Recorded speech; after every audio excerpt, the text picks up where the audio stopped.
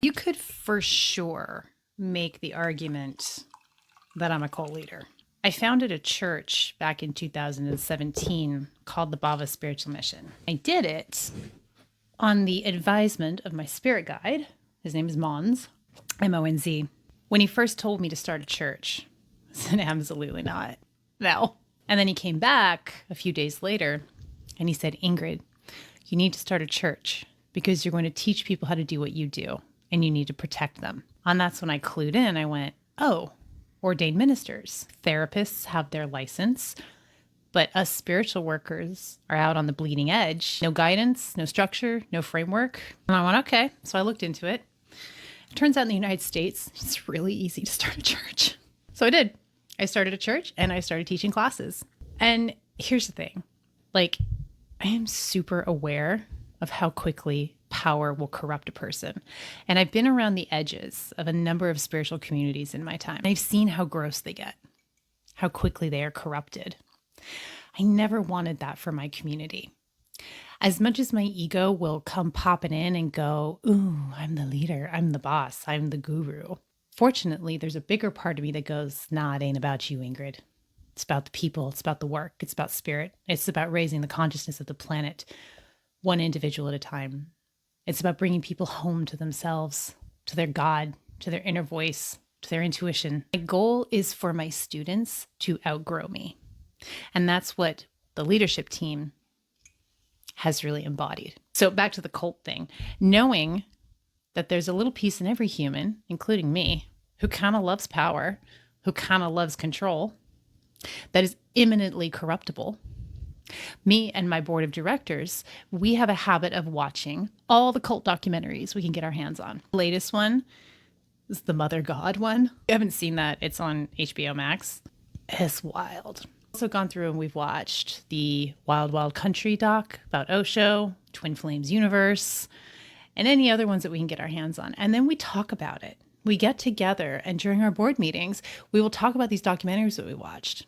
We will notice the tactics that these cult leaders used. We will make a commitment not to. People are free to come and go from our community as they please. And it's about empowerment. It's about bringing yourself home to God, creating a direct line of communication. It doesn't go through me or any of the other leaders exclusively. You get that all yourself. One of the things that I have seen consistently in the cult documentaries is these leaders got the message that they were special. Mother God is the reincarnation of Jesus, billions of years old reincarnation of God, right? In Flames Universe guy decided he was the second coming of Jesus, or however many comings there's been. Right? Common theme you see with these spiritual leaders.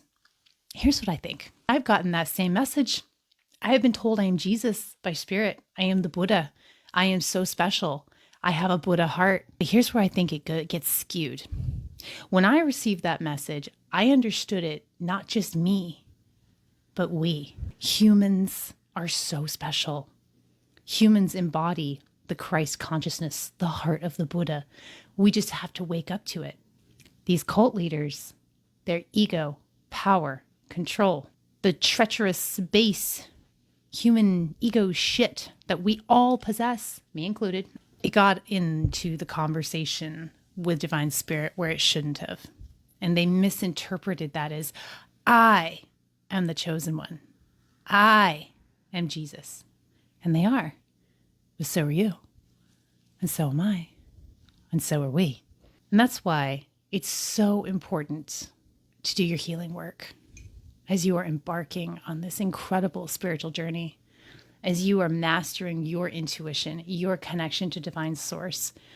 Because if we don't know what our ego sounds like, if we don't know what our trauma sounds like, we don't know when we're projecting.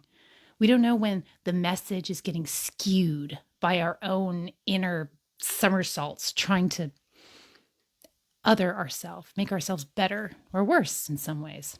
But there are ways to identify what that feels like so you know when it's happening. I insulated myself with a leadership team who is not afraid to tell me no.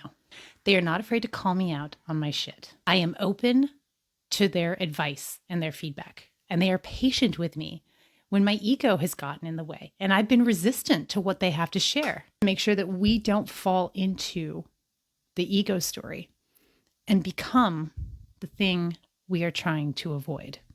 Trust your discernment with every teacher who you align with and any community who you want to join. Check in with your body. Your body knows. Your mind and your emotions are not it. It's your body that will tell you. I love you.